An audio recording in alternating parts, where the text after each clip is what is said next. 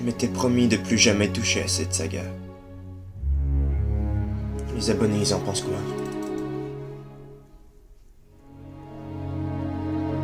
Merci du soutien. Mais bon, si c'est le prix à payer pour retrouver mon figurant, qu'il en soit ainsi. Je critiquerai toutes les pousses du monde pour en finir avec cette histoire. Qui est avec moi? Je suis tout seul, c'est vrai.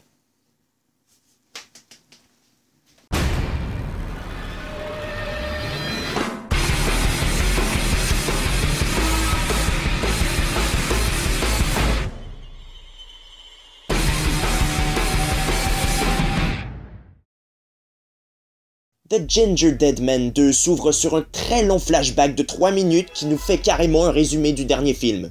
Ensuite on a le générique qui lui aussi dure 3 minutes.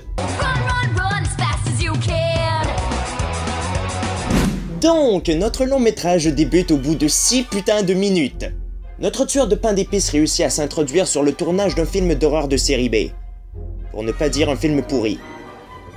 En fait, vous êtes sûr que c'est pas le making-of du film? Kelvin Cheatham, le producteur, perd donc tous ses acteurs et tous ses techniciens dans d'horribles meurtres.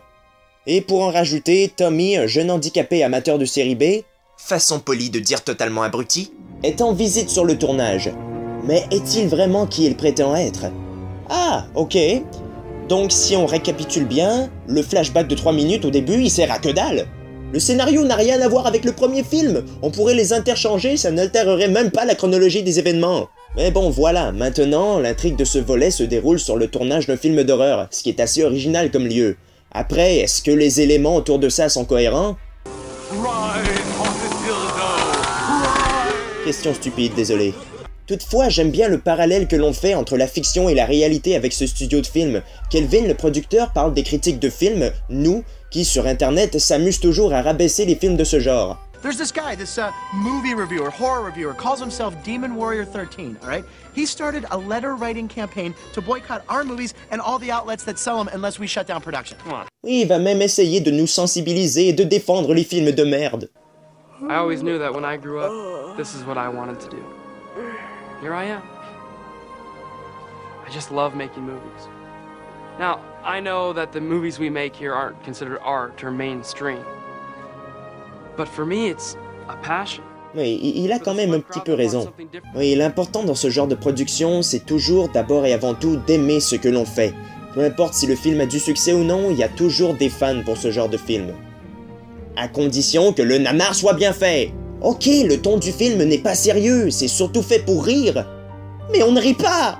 Les blagues sont encore plus mauvaises que dans le premier Ginger Dead Man. L'intrigue part dans tous les sens, je crois plus qu'on a fait ça pour du remplissage qu'autre chose. Et les personnages sont les pires clichés accablants qu'il puisse exister. On a le stéréotype homosexuel, qui nettoie un plancher déjà propre, et qui décède de la façon la plus idiote. Right in the ass! Ask, and ye shall receive!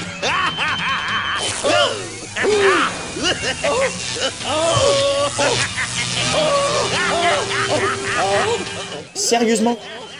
Vous avez vraiment cru que c'était une bonne idée de mettre ça dans votre film? Et Tommy, attention spoilers.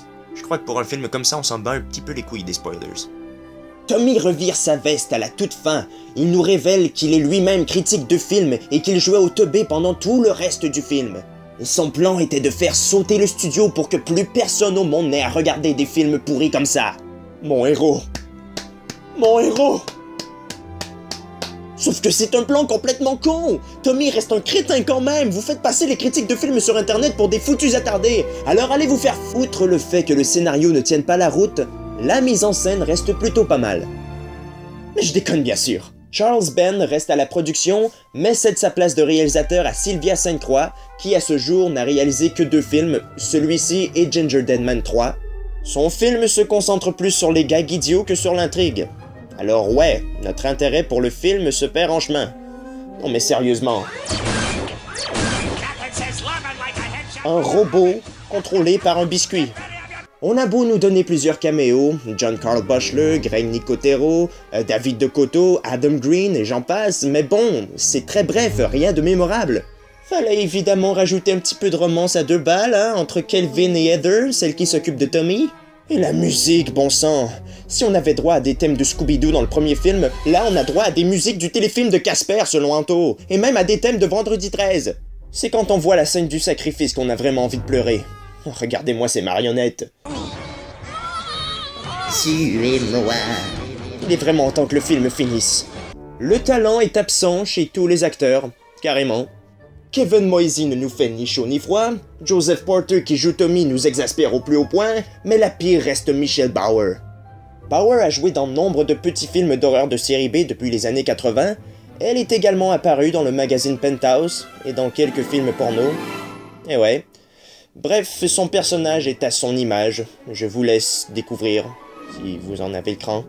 Les effets spéciaux sont toujours conçus par John Carl Buechler, et franchement, je ne comprends pas comment on peut aboutir à ça.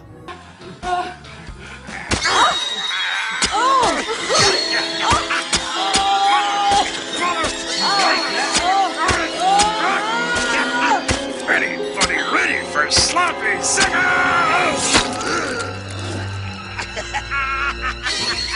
My work here is done. Restriction budgétaire, j'ose imaginer.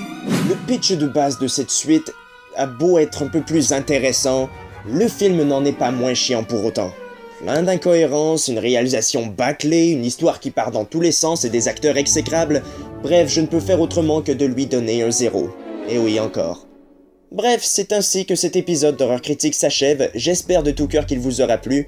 Ne manquez pas les prochains, laissez des commentaires puis abonnez-vous à la chaîne. Salut!